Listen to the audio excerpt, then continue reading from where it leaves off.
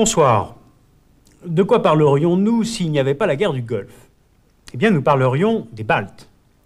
Et les habitants de Vilnius et de Riga ont quelques raisons, différentes des nôtres, d'en vouloir à Saddam Hussein, car il a permis au Kremlin de reprendre un vieux scénario que l'on croyait sans remake possible, une intervention militaire, ou en tout cas musclée, dans les républiques baltes.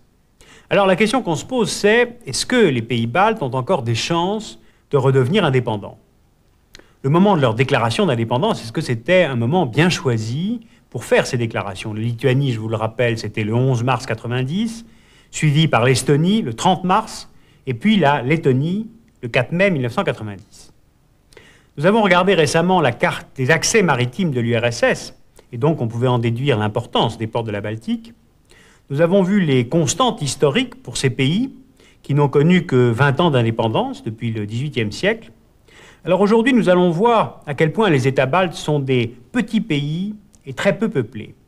Les Baltes, ce sont des gens comme nous, c'est-à-dire des peuples d'origine indo-européenne. Les Estoniens parlent une langue du groupe finno-ougrien et les Lettons et les Lituaniens une langue slave. Balta, cela veut dire blanc en lituanien, le monde blanc, le monde glacé des Esquimaux et des Lapons. L'Estonie d'abord, elle a une façade sur le golfe de Finlande et une autre sur le golfe de Riga. C'est un pays de 45 000 km², c'est-à-dire à peu près grand comme le Danemark, et il y a 1,5 million d'Estoniens. C'est un pays de forêt, donc exploitation de conifères, exploitation agricole. Les usines estoniennes transforment 4% de la consommation de poissons de l'Union soviétique, et le pays produit par exemple la totalité des ceintures de sécurité de l'URSS. En dessous, la Lettonie, qui a 64 000 km² et près de 3 millions d'habitants. Sa capitale, Riga, est un centre industriel important. Le pays produit le quart des radios de l'URSS, des machines à laver, et puis production d'énergie hydroélectrique par barrage sur ce fleuve que vous voyez là, la Dvina, qui se jette dans le golfe de Riga.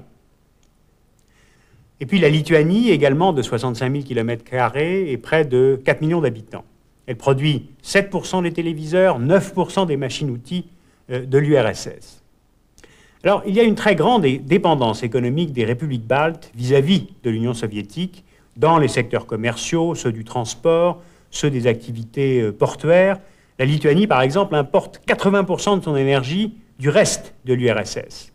D'où l'efficacité économique et donc politique des embargos décidés par Moscou en 1990. Mais en sens inverse, l'importance économique des pays baltes est relativement faible, sans parler de leur poids démographique qui est quasi inexistant. Alors ces pays bénéficient autour de 1% chacun des investissements internes de l'URSS, ce qui est assez peu. Alors pourquoi ces explications très dans le détail? Eh bien pour instruire le jugement de divorce, mais à partir des faits, à partir de la réalité. Les éditions Autrement viennent de publier un livre très complet sur les Baltes, à partir desquels nous avons puisé pas mal d'informations.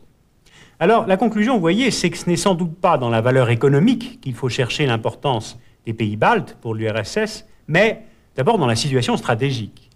Regardez sur cette carte, les ports de Liepāja et Klaipėda, pendant les longs mois d'hiver, ils ne sont pas pris dans les glaces, contrairement à Riga et à Leningrad. Ensuite, dans la situation géographique, regardez les problèmes de frontières internes que poserait le district russe de Kaliningrad, l'ancien Königsberg allemand. Une indépendance de la Lituanie, ajoutée à la souveraineté de la Biélorussie, qui a été déclarée en juillet 90, isolerait Kaliningrad, le couperait de la Russie, alors que c'est là le seul port militaire russe hors glace. Il faudrait donc tracer un couloir terrestre ou maritime, ou même un couloir aérien, entre le district et la Russie pour relier l'un à l'autre en toute souveraineté. Au fond, ce serait tolérer une sorte de Berlin à l'envers. Alors vous voyez, il n'y a jamais de bon moment pour faire des déclarations d'indépendance, même si la période actuelle semble favorable. Alors valeurs politiques, valeurs stratégiques, valeurs de référence liées aux souvenirs historiques, tout cela laisse, à mon sens, assez peu de chance aux Baltes pour retrouver leur indépendance, pour le moment.